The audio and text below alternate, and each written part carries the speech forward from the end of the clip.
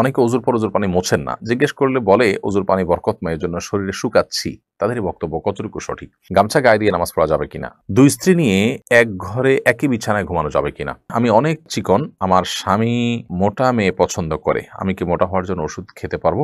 স্বামী স্ত্রী পরস্পরের অবাঞ্ছিত লোম পরিষ্কার করে দিতে পারবে কিনা? টয়লেটে অজুর ব্যবস্থা থাকলে অজুতে কিভাবে দোয়া পড়বো? কোনো মহৎ লক্ষ্য পূরণের পর মিষ্টি বিতরণ অনুষ্ঠান করা জায়েজ আছে কিনা? 4 রাকাত বিশিষ্ট ফরজ নামাজের তৃতীয় রাকাতে ভুলে যদি সূরা ফাতিহার সাথে অন্য কোনো সূরা পড়ে ফেলি, তাহলে নামাজ হবে কিনা? নামাজ পড়ার সময় প্রায় দেখা যায় কত রাকাত পড়ছি ভুলে যাই। অনেক চেষ্টা করেও মনে করতে পারি না, তখন নিজের প্রতি খুব রাগ হয় এবং নিয়ত ছেড়ে দিয়ে আবার পুনরায় নামাজ শুরু করি। এক্ষেত্রে আসলে আমার করণীয় কি?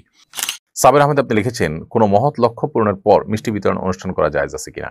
কোনো লক্ষ্য বাস্তবায়ন হলো, সেজন্য আপনি খুশি হয়ে কিছু করলেন, এটাতে নাজায়েজ কোনো কিছু নেই, কারণ এটাকে কেউ ইবাদত হিসাবে করছে না, এটা সামাজিক কালচার হিসাবে করছে, আল্লাহর নেয়ামতের শুকরিয়া হিসাবে করছে, বিধায় এটা মুবাহ এবং জায়েজ কাজ। এরপরে অনজিলা খাতুন আপনি লিখেছেন, এই আইডি থেকে 4 রাকাত বিশিষ্ট ফরজ নামাজের তৃতীয় রাকাতে ভুলে যদি সূরা ফাতিহার সাথে অন্য কোনো সূরা পড়ে ফেলি, তাহলে নামাজ হবে কিনা? 4 রাকাত বিশিষ্ট ফরজ নামাজের তৃতীয় রাকাতে সূরা ফাতিহার পর অন্য কোনো সূরা আপনি পড়ে ফেললে নামাজ হয়ে যাবে, নামাজ হবে না, ব্যাপারটা সেই লেভেলের না। কনিকা হোসাইন আপনি লিখেছেন, টয়লেটে অজুর ব্যবস্থা থাকলে অজুতে কিভাবে দোয়া পড়বো? টয়লেটে অজুর যদি ব্যবস্থা থাকে, তাহলে সেক্ষেত্রে অজুর দোয়া তো টয়লেটে পড়তে পারেন না, যেহেতু আল্লাহর নাম সেখানে আছে, এই জন্য আপনি বাহিরে দোয়া পড়ে তারপর ভিতরে ঢুকে হাত দিয়ে অজু শুরু করে দিলেন, অর্থাৎ ঠিক টয়লেটে বাহির থেকে দোয়াটা পড়ে নিয়ে আপনি ভিতরে চলে গেলেন, অথবা দোয়া মনে মনে পড়লেন। ফারিহা আহমেদ আপনি লিখেছেন, আমাদের এক প্রতিবেশী সপরিবারে ঢাকায় থাকেন, তাদের বাড়ির সামনে কিছু গাছ আছে যেগুলোর ফল খাওয়ার কেউ নেই, ফলগুলো পড়ে নষ্ট হয়ে যায়, সেই গাছ থেকে ফল পেড়ে খাওয়া আমাদের জন্য জায়েজ হবে কিনা? যদি গাছের ফল পড়ে নষ্ট হয়ে যায় এবং মালিক সেটা সংরক্ষণ করবার কোনো ব্যবস্থা না রাখেন, বরং ওপেন রাখেন, কোনো বেড়া টেড়া না দেন ইত্যাদি, এবং বোঝা যায় তার আচরণ থেকে যে এগুলোর ব্যাপারে তার কোনো নেই, আগ্রহ নেই, তাহলে সেক্ষেত্রে সেটা অবশ্যই অন্যদের জন্য খাওয়া জায়েজ হবে। এমনি ফারুক আপনি লিখেছেন ইউটিউব চ্যানেলে, আমি অনেক চিকন, আমার স্বামী মোটা মেয়ে পছন্দ করে, আমি কি মোটা হওয়ার জন্য ওষুধ খেতে পারবো? জি, পুরুষ আইডি থেকে সম্ভবত কোনো বোন আপনি প্রশ্ন করেছেন।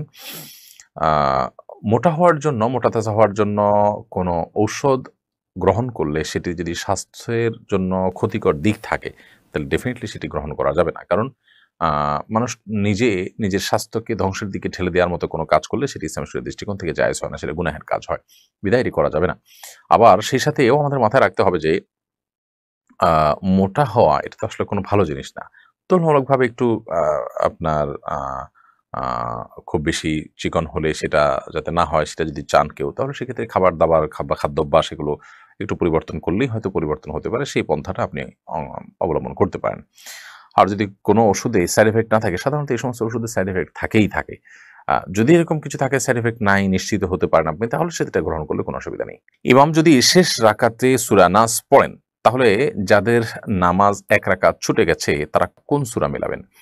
ইমাম যদি শেষ রাকাতে সূরা নাস পড়ে ফেলেন, যাদের নামাজ ছুটে গেছে, তারা পরবর্তীতে সূরা নাসের আগে যে কোনো সূরাই পড়তে পারেন, এতে কোনো গুনাহ হবে না এবং তাদের নামাজও হয়ে যাবে।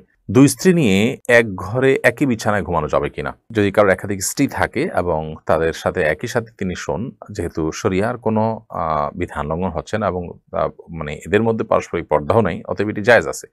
বাট শারীরিক সম্পর্ক করলে সেক্ষেত্রে এখানে সতরের বিধান চলে আসবে, সেই কারণে সেটির ক্ষেত্রে অবশ্যই আপনাকে শরিয়ার বিধানের আলোকে আপনাকে করতে হবে, এবং সেক্ষেত্রে আপনার যদি একে অন্যের সতর দেখেন এরকম কোনো পরিবেশ তৈরি হয়, তাহলে সেটা অবশ্যই নাজায়েজ এবং গুনাহ হবে।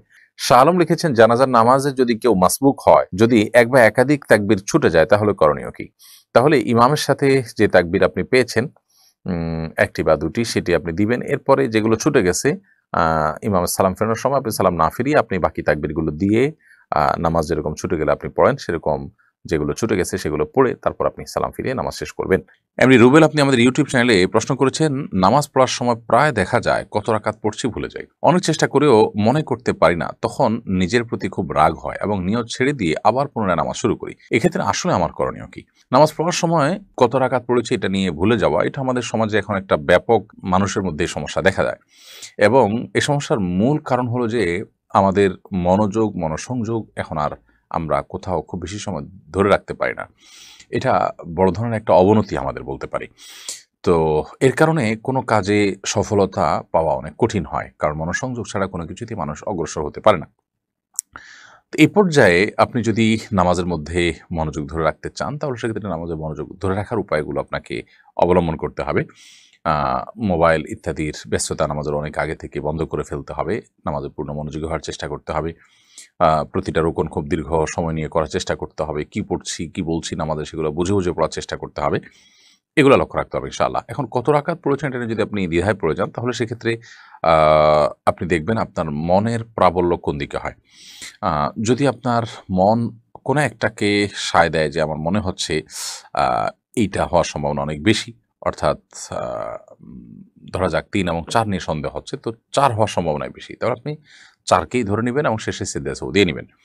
আর যদি আপনার মনে হয় ৩ হওয়ার সম্ভাবনা বেশি, তাহলে ৩ কে আপনি ধরে নিবেন, ধীরে, ধরে সিজদা সাহু দিয়ে নিবেন। আর যদি ৩ এবং ৪ নিয়ে সন্দেহ হয় এবং আপনি ঠিক মাঝামাঝি পর্যায়ে দাঁড়িয়ে থাকেন, আ ৩ বা ৪ কোনো দিকে আপনার মনের ঝোঁক বেশি না হয়, আপনি একেবারে ঠিক মাঝখানে দাঁড়িয়ে থাকেন, কোনো দিকেই মন ঝুঁকছে না, তাহলে সেক্ষেত্রে আপনি কমটা ধরে নিবেন। ধরে ৩ ধরে নিয়ে আপনি নামাজ শেষ করে শেষে সিজদা সাহু দিয়ে নিবেন। এমনি কাবির আপনি লিখেছেন, আল্লাহর রাস্তায় দানের ক্ষেত্রে কোন খাত উত্তম? আপনি আল্লাহর জন্য যদি দান করতে চান, তাহলে সাদকা জারিয়া, যে দান দীর্ঘমেয়াদে থাকবে তার উপকারিতা, সেটাতে আপনি দিবেন। এরপর যেটাতে দানের প্রয়োজনটা অনেক বেশি থাকবে, কোথাও মসজিদের নিড অনেক বেশি থাকতে পারে, কোথাও টিউবওয়েলের নিড বেশি থাকতে পারে। যেখানে যেটা নিড বা প্রয়োজনটা বেশি থাকবে সেটাকে আপনি প্রায়োরিটি দিয়ে দান করবেন।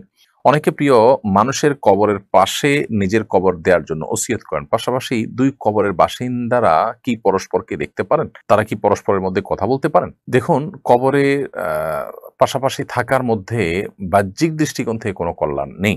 এবং কবরের পাশাপাশি কবরের লোকের সাথে আলাপ-সালাপ করার, যোগাযোগ করার কোনো সুযোগ আছে, কোরআন হাদিসের আলোকে এরকম কিছুও বোঝা যায় না। এটা জাস্ট সন্তানরা বা অন্যরা যখন জিয়ারত করবে, পাশাপাশি দেখে পাশাপাশি দোয়া করার সুযোগ পাবে। জাস্ট এই জায়গা থেকে হয়তো মানুষ বলে থাকেন। এছাড়া কোনো উপকারী দিক এটা নাই আসলে সেভাবে। স্বামী-স্ত্রী পরস্পরের অবাঞ্ছিত লোম পরিষ্কার করে দিতে পারবে কিনা? যেহেতু স্বামী-স্ত্রীর মধ্যে কোনো পর্দা নেই, বিধায় তারা যদি কেউ একে অন্যকে এই কাজটি করে দিতে চান, বিশেষ করে বার্ধক্যে বা অসুস্থ হয়ে গেলে অনেক সময় প্রয়োজন হয়, বা স্বাভাবিক অবস্থায় যদি করে দেন, সেটি কোনো গুনাহের বিষয় নয়।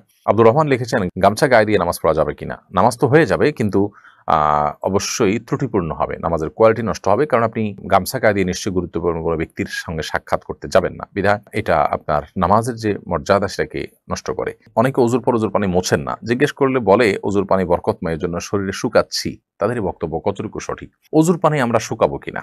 এর উত্তর হলো যে নবী করিম সাল্লাল্লাহু আলাইহি ওয়াসাল্লাম অজুর পানি কোন একটা কাপড়ের টুকরা দিয়ে শুকিয়েছেন, এরকম বর্ণনা আছে। আবার মাঝে মধ্যে রেখে দিয়েছেন, এই বর্ণনাও আছে। অতএব ২ টাই সমান পর্যায়ে। তবে ঢালাওভাবে অজুর পানি না শুকিয়ে আপনি যেন শুকে যায় শরীরে, সেটার জন্য রেখে দেওয়া ব্যাপারে পরিষ্কার কোনো নির্দেশ করা হয়েছে নেই যে এটার ভিতরেই কল্যাণ আছে। বরং নবী সাল্লাল্লাহু আলাইহি ওয়াসাল্লাম থেকে ২ টারই আমল পাওয়া যায়।